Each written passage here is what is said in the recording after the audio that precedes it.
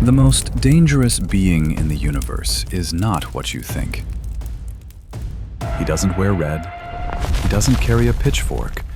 He doesn't rule hell. In fact, he has never been there. But what's truly terrifying is not what he became. It's what he used to be. Because before he was the enemy of God, before he was the serpent, the dragon, the father of lies, he was God's masterpiece. The most beautiful, most powerful, most glorious being ever created. And the story of how he fell is not the cartoonish tale you've been told. It is the oldest tragedy in the universe. And what few people know is that the weapon that destroyed him was a mirror. Today, we are going to strip away every myth, every medieval painting, every Hollywood lie, and we are going to show you, from the ancient Hebrew texts, the real story of Lucifer. From the throne room of heaven to the lake of fire. And by the end, you will never look at the spiritual war around you the same way again. Now, before we enter the throne room, you need a key. Because the two most detailed descriptions of Lucifer in the entire Bible are hidden inside prophecies addressed to human kings. Ezekiel chapter 28 is written to the king of Tyre. Isaiah chapter 14 is written to the king of Babylon. And if you read them at surface level, you would never know they contain the biography of the devil. But the ancient prophets used a technique that scholars call the law of double reference. The prophecy begins with a human ruler, and then the language elevates. It breaks through the ceiling of anything a mortal man could be. You were in Eden, the garden of God. You were the anointed cherub who covers. You walked among the fiery stones. No king of Tyre was ever in Eden. No Babylonian emperor ever walked on the holy mountain of God. The prophets were pulling back a curtain. Behind the throne of every arrogant earthly king, there was something else, someone else. A spiritual intelligence so ancient, so powerful, and so consumed with pride that he had been orchestrating rebellion since before the first human drew breath. And to understand the devil, you must first understand who he was before he became the devil. Picture the throne room of God. Not a room exactly, a dimension. A place where the air itself vibrates, not with sound, but with presence. The holy mountain of God burns with fiery stones beneath the feet, and the light that pours from the throne is not light as you know it. It is not photons. It is glory. Raw, unfiltered, unapproachable. The kind of radiance that would unmake a human body in a fraction of a second. The heat here is not temperature. It is holiness. And it presses against everything like the weight of an ocean made of fire. And in the midst of that blazing, infinite brilliance, one being moved. He stepped across the fiery stones, and with each step the light changed. Not dimmed, refracted. The 9 precious stones that covered his body caught the unapproachable glory of God and broke it apart, scattering it across the expanse of heaven in ribbons of crimson, gold, and violet. Ruby, topaz, diamond, beryl, onyx, jasper, sapphire, turquoise, emerald. Each one set in gold so fine it seemed woven, not forged. And as he moved through the throne room, the other angels turned. They did not turn out of fear. They turned out of awe. One of them, a guardian stationed at the outer ring of the fiery stones, watched him pass. She had seen him 1,000 times before, and every time, the same thought formed. He carries the light so well, as if he were made of it. And she was almost right. Almost. because that was exactly what he had been made to do. The Bible calls him the seal of perfection, full of wisdom and perfect in beauty. Ezekiel 28:12. The seal, not one of the best, not among the most beautiful. The seal, the final stamp, the masterpiece. God had created billions of angels, seraphim, cherubim, thrones, dominions, powers, and this one was the crowning achievement, the pinnacle, the last brushstroke on the greatest canvas in eternity. And Ezekiel 28:13 tells us what that masterpiece looked like. Every precious stone adorned you: ruby, topaz and diamond, beryl, onyx and jasper, sapphire, turquoise and emerald. Your settings and mountings were made of gold. 9 precious stones. And here is the detail that changes everything. Those 9 stones are not random. In the book of Exodus, God commands the creation of a breastplate for the high priest of Israel, set with 12 precious stones, each representing a tribe. Exodus 28:17-20. The 9 stones covering this angel are found precisely within that list. This is not coincidence. This is design. He was crafted for a priestly function, to stand between God and the rest of creation, to take the unapproachable light of the Almighty and refract it, scatter it, so that the angelic host could behold a fraction of God's glory without being consumed by it. He was a living prism, a mirror, a vessel designed to carry light that was never his own. Ezekiel 28:14 confirms it. You were the anointed cherub who covers. I established you. You were on the holy mountain of God. You walked back and forth in the midst of fiery stones. The word covers in Hebrew is sakak. It means to fence in, to protect, to overshadow. It is the same word used for the golden cherubim whose wings stretched over the mercy seat on the Ark of the Covenant, the exact place where the localized presence of God dwelled among the Israelites. Exodus 25:20. This angel was not merely beautiful. He was the guardian of God's holiness, the covering, the protector of the throne itself. Now, you may have heard that Lucifer was the worship leader of heaven, the chief musician. The evidence comes from the King James translation of Ezekiel 28:13. The workmanship of your timbrels and pipes was prepared for you on the day you were created. The Hebrew words toph and nekeb, one clearly a percussion instrument, the other so rare it appears nowhere else in the Old Testament. Modern translations like the NIV and ESV render them as settings and mountings, the gold bezels holding the gemstones, not instruments at all. Scholars remain divided, but here is what is not debatable. Whether he led worship with music or with the sheer radiance of his being, his function was the same. He was designed to reflect God's glory, not to generate his own. And for a time beyond human measurement, he did exactly that. The light moved through him and outward, a mirror, a vessel, a reflection of the one who made him. And every angel who watched him pass across the fiery stones saw not his beauty, but the beauty of God refracted through him. Have you ever been given something so beautiful, a gift, a talent, a position, that you slowly forgot it wasn't yours to keep?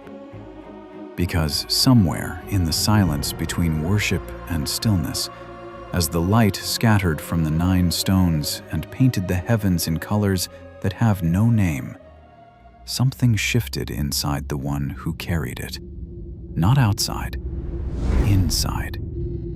He looked down at the ribbons of light streaming from his body, and for the first time, The thought did not complete itself the way it always had.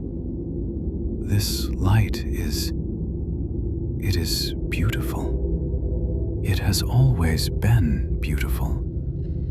But it moves through me.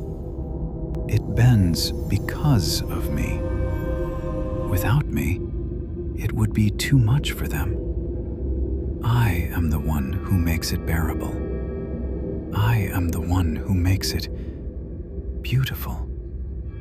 Not God's glory is beautiful. The way I carry it is beautiful. I am beautiful. And that single, quiet, devastating thought cracked the foundation of heaven. You were blameless in your ways from the day you were created, till wickedness was found in you. Ezekiel 28:15. Till, one word, and it carries the weight of the universe. Notice what the text does not say. It does not say God created wickedness within him. It does not say an outside force tempted him. It does not say he was designed with a flaw. It says wickedness was found in him. A spontaneous generation of something that had never existed before in all of creation. The first sin. The original corruption. And it did not come from outside. It grew from within. Ezekiel 28:17 diagnoses the pathology. Your heart became proud on account of your beauty, and you corrupted your wisdom because of your splendor. The mirror stopped reflecting, and it started absorbing. But the crack did not stay inside. Ezekiel 28:16 reveals something chilling. By the abundance of your trading, you became filled with violence within, and you sinned.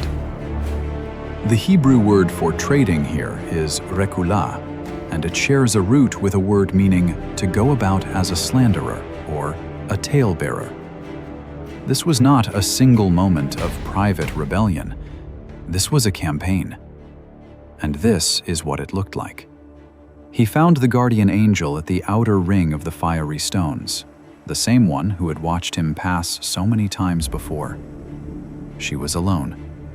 The light from the throne was dim here, filtered through layers of glory before it reached this far. The air was cooler, quieter. The hum of worship from the inner courts was distant, like music heard through water. He stopped beside her, and when he spoke, his voice carried no urgency, no anger, only a question.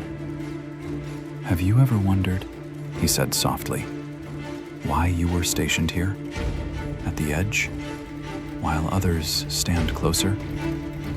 She looked at him. The light from his gemstones cast soft patterns on the stones at her feet. "It is my assignment," she said. "The Most High placed me here." "Of course he did." A pause. A smile that held no malice. "But have you ever asked why?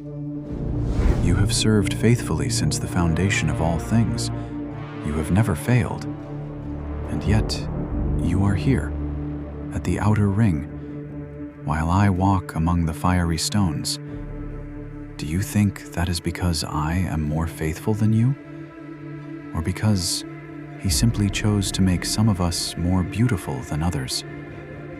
She did not answer, but the silence was not empty. It was full. "He is right about one thing. I have served faithfully. I have never failed. And I am still here, at the edge.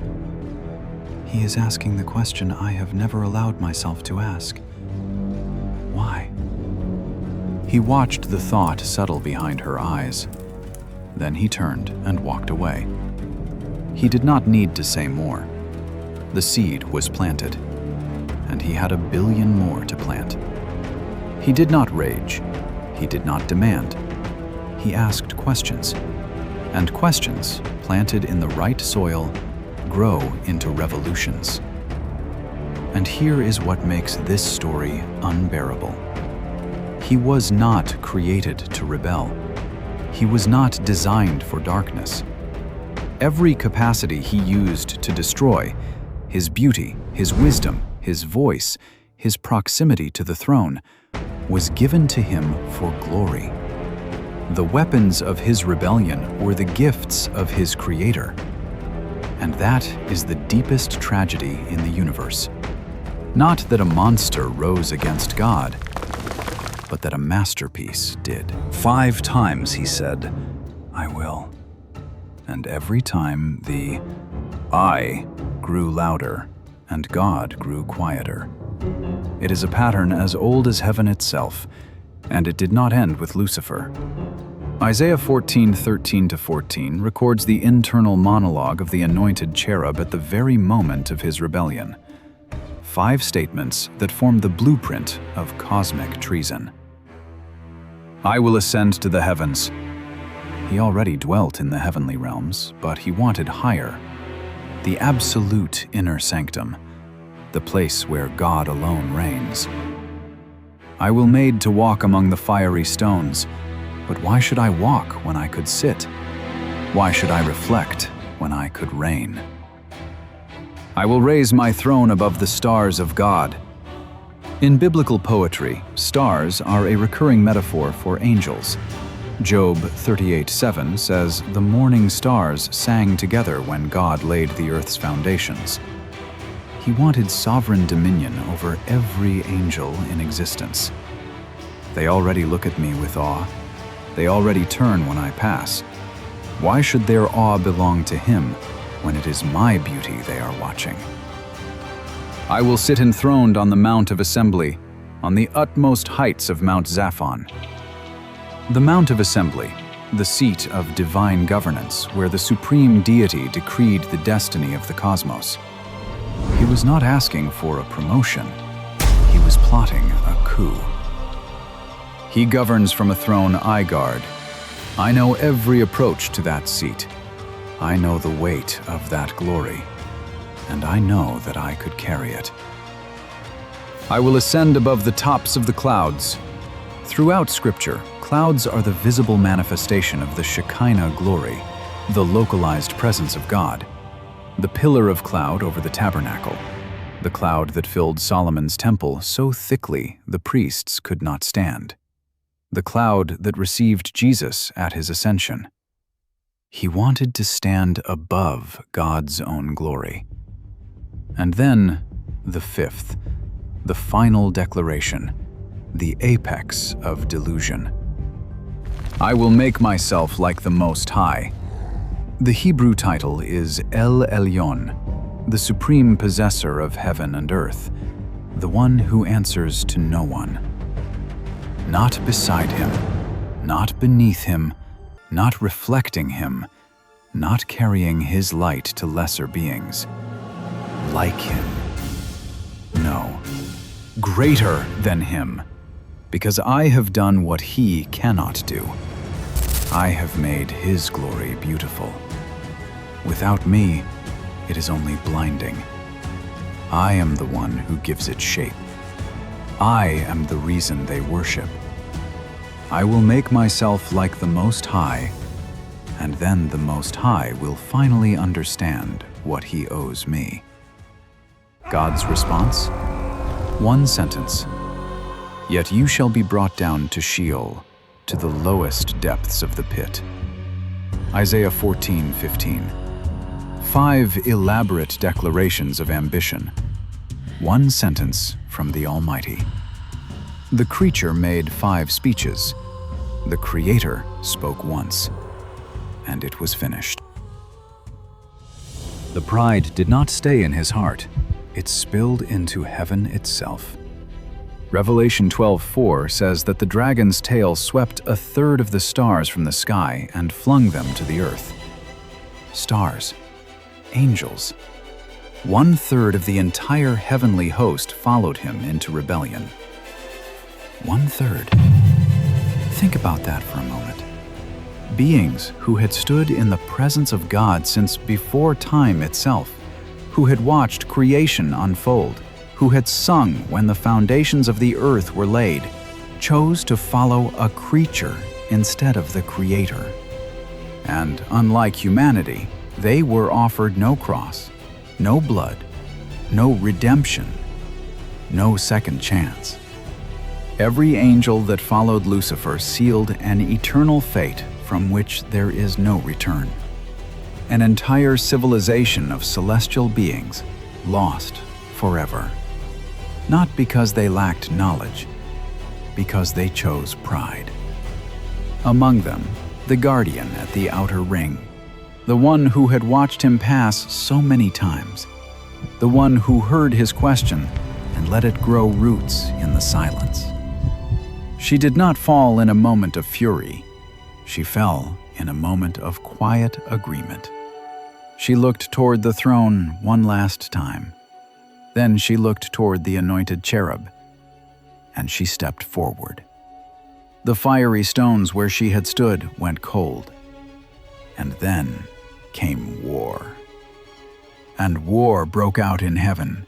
Michael and his angels fought with the dragon, and the dragon and his angels fought, but they did not prevail, nor was a place found for them in heaven any longer. The holy mountain of God, the place of fiery stones, of endless light, of unbroken worship since before time had a name, shattered by the sound of war. The hum that had filled the courts of heaven from the beginning, that constant ancient resonance of worship, tore apart like fabric. And in the sudden, ringing silence, two beings stood facing each other on the fiery stones. Michael stepped forward. He was not the most beautiful. He was not adorned with 9 gemstones. He did not scatter light across the heavens when he walked. His hands were not covered in gold. But when he planted his feet on the fiery stones and faced the anointed cherub, the one who had guarded this very throne, the one who knew every approach to that seat of glory, he did not hesitate. He did not make a speech. He did not ask a clever question. He drew his sword. And the sound it made was the sound of an answer to a question that should never have been asked. The cherub who had once walked among the fiery stones as God's covering now stood as God's adversary. And he discovered, in a single, blinding, devastating instant, that the light he had carried for ages beyond counting had never been his own. The glory he had refracted had never needed him to be beautiful. The throne he had guarded had never needed him to stand. And the God he sought to replace had never, for a single moment, depended on his creation to complete his glory. The battle was decisive, not close, not uncertain, not even a contest. Decisive. Jesus himself, speaking from his eternal pre-existence, described the moment in Luke 10:18. I saw Satan fall like lightning from heaven. Like lightning. Not a slow descent, not a negotiated withdrawal, a blinding, instantaneous expulsion. One moment the anointed cherub stood on the holy mountain. The next, a streak of fire tearing downward through dimensions of existence, trailing a third of heaven's host behind him, like sparks ripped from a bonfire. The smell of ozone and burning absence filled the courts. The fiery stones cracked where the impact had been, and the sound of the fall, if it made a sound at all, was swallowed by the silence that rushed in to fill the space where a third of heaven's voices had been singing only moments before. And then, nothing. The fiery stones where he had walked still burned, but the light had changed. The colors that had scattered from 9 gemstones no longer painted the heavens. The air no longer carried his resonance. The guardian angel's post at the outer ring, empty, cold. and the remaining angels looked at the space where the most beautiful being in creation had stood. I watched the light scatter from his stones 10,000 times. I thought it was the most beautiful thing in heaven. But the light is still here. The throne is still here. The glory has not dimmed. He is gone, and nothing is missing. It was never his. It was always God's. And I could not tell the difference until he was gone. So the great dragon was cast out, that serpent of old, called the devil and Satan, who deceives the whole world. He was cast to the earth, and his angels were cast out with him. Revelation 12:9. No longer the anointed cherub. No longer the seal of perfection. Now, the dragon, the serpent, the devil, from the Greek diabolos, meaning slanderer. Satan, from the Hebrew, meaning adversary. His identity was rewritten by his rebellion. And now we close a loop from the very beginning of this video. Satan has never been to hell. He is not the king of the underworld. He is not sitting on a dark throne ruling over the damned. That is Dante Alighieri. That is John Milton. That is Hollywood. It is not Scripture. The Bible tells us exactly where he is. In the book of Job, when God asks Satan where he has come from, Satan replies, "From roaming throughout the earth, going back and forth on it." Job 1:7. The Apostle Paul calls him the prince of the power of the air, the spirit who now works in the sons of disobedience. Ephesians 2:2. And Peter delivers the most urgent warning in the New Testament. Be sober, be vigilant, because your adversary the devil walks about like a roaring lion, seeking whom he may devour. 1 Peter 5:8. He is here, on this planet, active, organized, furious. And his primary weapon is not what you think. And no wonder, for Satan himself masquerades as an angel of light. 2 Corinthians 11:14. Jesus called him the father of lies. John 8:44. Not the father of obvious evil, the father of lies. Lies that look true, deceptions that feel wise, half-truths that taste like liberty but lead to chains. And his first masterpiece of deception? It did not take place in a boardroom or a battlefield. It took place in a garden. The air in Eden smelled of cedar and damp earth, and something sweeter, the scent of fruit so ripe it seemed to hum with life. The woman stood before the tree at the center of the garden. Sunlight fell through the canopy in broken shafts, dappling the ground around the trunk. She had passed this tree many times before. She had always kept her distance, not from fear exactly, but from the quiet, settled knowledge that this one tree was not hers to touch. And then a voice came. Not from the shadows, not from the dark spaces between the roots, from the light. It was warm, it was gentle, it carried no trace of threat. Did God really say you must not eat from any tree in the garden? Genesis 3:1. Not a command to sin, not a demand, a question. The same weapon that had worked in heaven, the same tactic that had turned a guardian angel from her post at the outer ring of the fiery stones. He did not deny God. He reframed God. He took a boundary, "You must not eat from this tree," and stretched it into an accusation.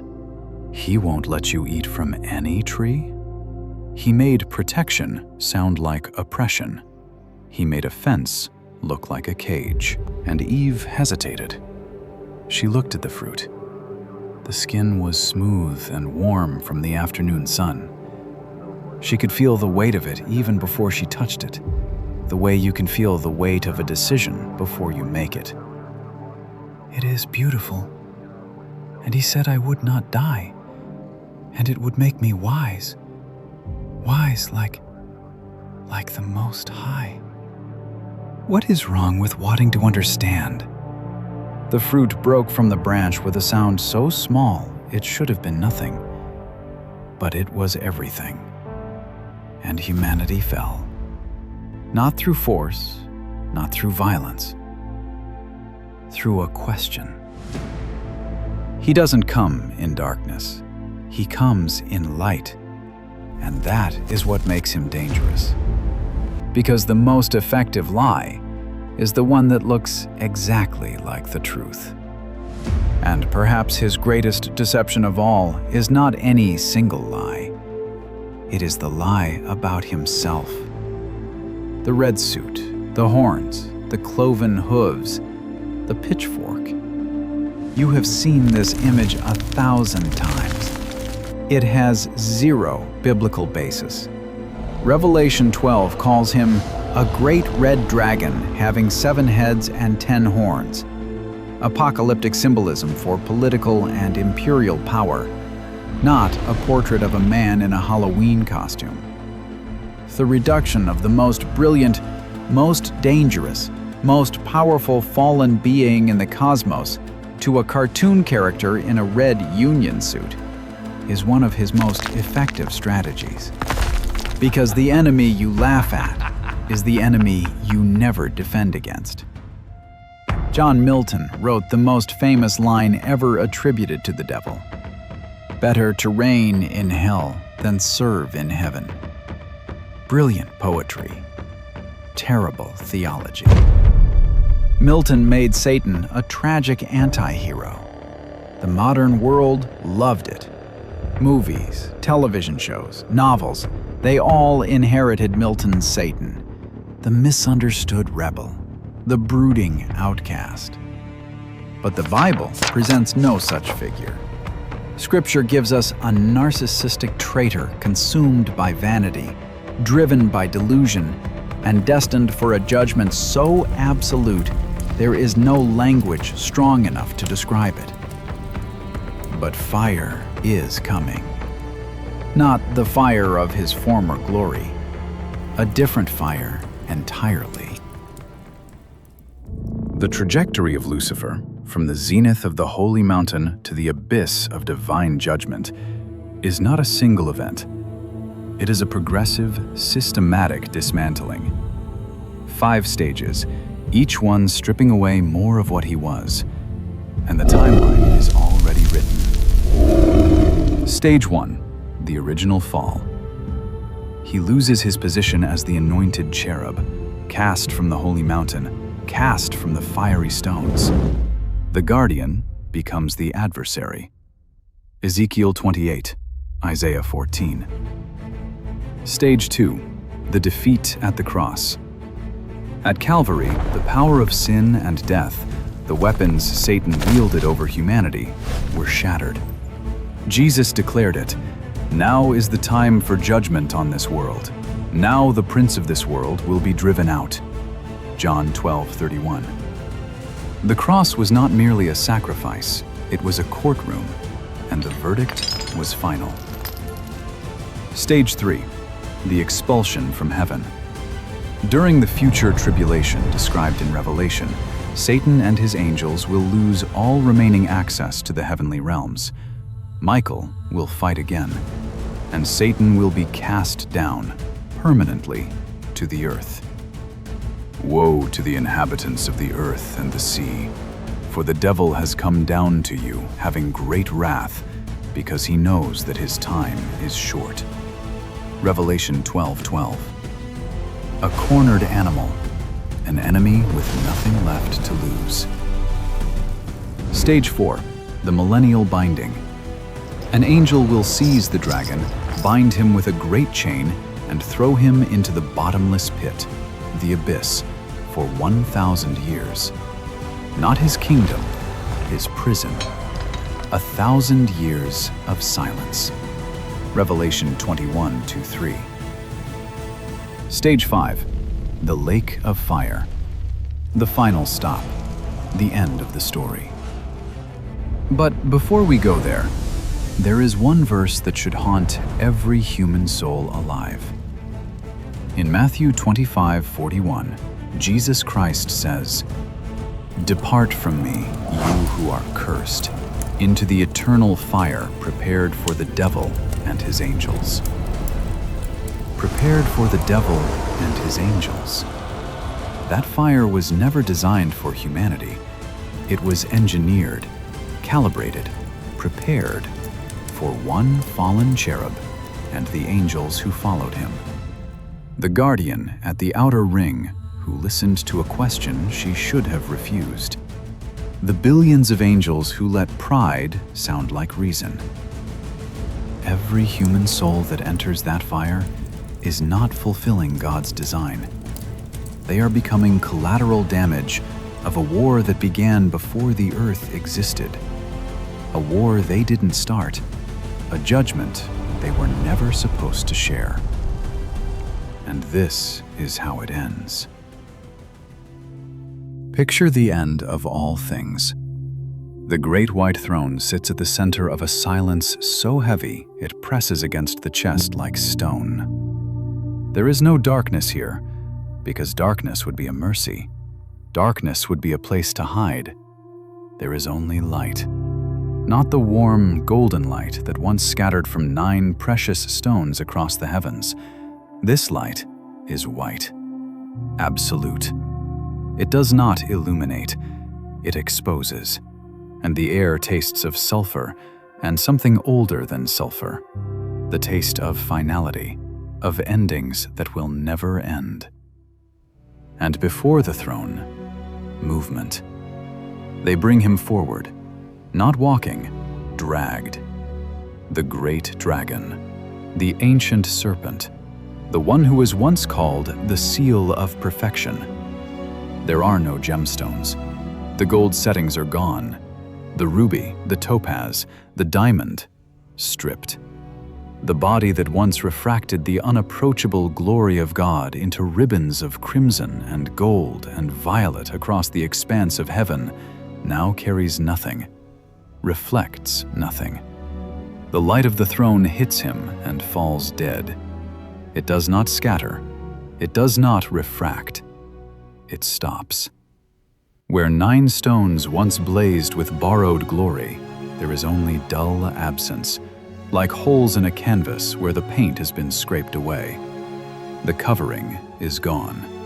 The anointing is gone. The beauty, the terrible, intoxicating beauty that turned a third of heaven and a garden and the world, is gone. What stands before the throne is not a masterpiece. It is what happens to a masterpiece when the artist's signature is burned away and only the canvas remains. In the throne room, there once was a hum, a resonance, the vibration of presence that pressed against everything like the weight of an ocean made of fire. It is still here. It has not changed. The fiery stones still burn. The glory still pours from the throne, unapproachable, unfiltered, eternal. And somewhere in the remaining host, a guardian angel stands at a new post, closer now, closer than the outer ring, and the light falls on her the way it always did, the way it was always meant to, without needing to pass through 9 gemstones to be beautiful. Remember who he was, the seal of perfection, full of wisdom, perfect in beauty, the anointed cherub who walked among the fiery stones on the holy mountain of God, the living prism who scattered divine light to the hosts of heaven. Remember the angels turning, not from fear, from awe. Remember the guardian watching him pass, thinking he carried the light so well. Remember the question, have you ever wondered why you were stationed here? This is the same being. Revelation 20:10. And the devil, who deceived them, was thrown into the lake of burning sulfur, where the beast and the false prophet had been thrown.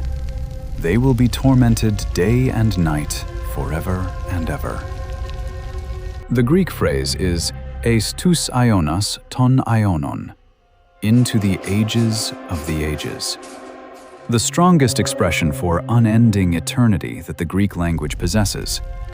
No parole, no annihilation, no cessation of consciousness, no appeals court, no redemption.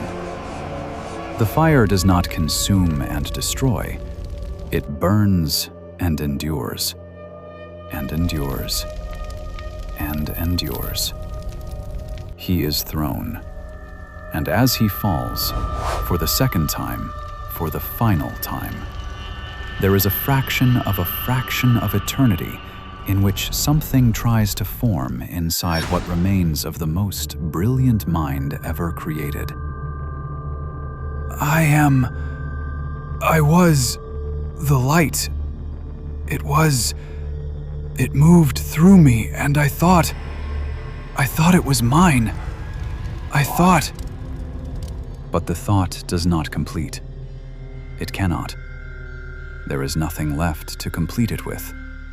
The wisdom is corrupted past recovery. The beauty is ash.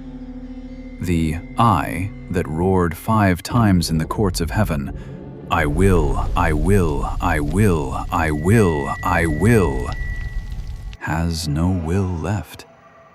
The mirror is shattered. The light is gone, and the fire begins, and it never stops. In the throne room of heaven, the fiery stones still burn. The light still pours from the throne, unapproachable, unfiltered, eternal. The remaining angels still worship, and not one of them looks at the empty space where the anointed cherub once walked and sees anything missing from the glory. Because it was never his. It was always God's.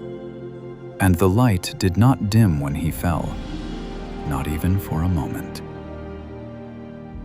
The story of Lucifer is the oldest warning in existence. Perfect beauty, perfect wisdom, perfect position, unmatched proximity to the Creator of all things. And it was not enough. Because pride does not need a reason to grow, it only needs a mirror. The moment Lucifer stopped reflecting God's glory and started admiring his own, the moment the I became louder than the him, everything shattered. His beauty did not save him. His wisdom did not protect him. His position did not exempt him.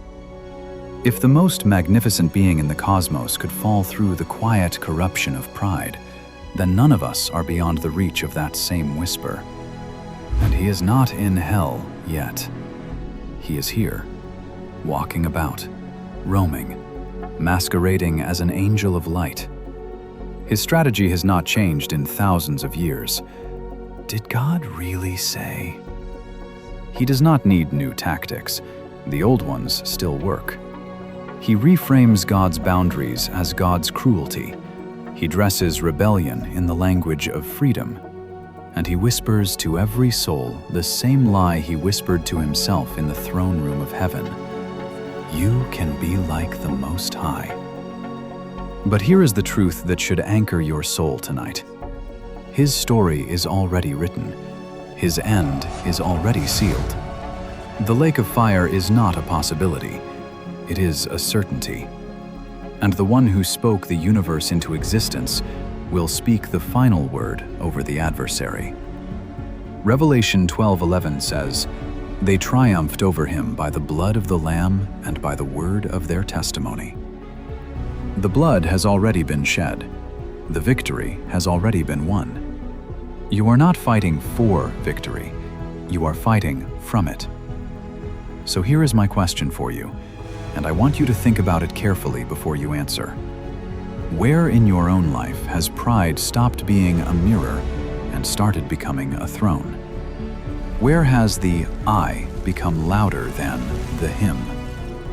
Think about that, and leave your answer in the comments below. If this video opened your eyes to something you hadn't seen before, share it with someone who needs to hear it. Subscribe to this channel, and next time, we will go even deeper into the unseen war that is raging all around you. Until then, be sober, be vigilant, and never forget, the enemy you laugh at is the enemy you never defend against.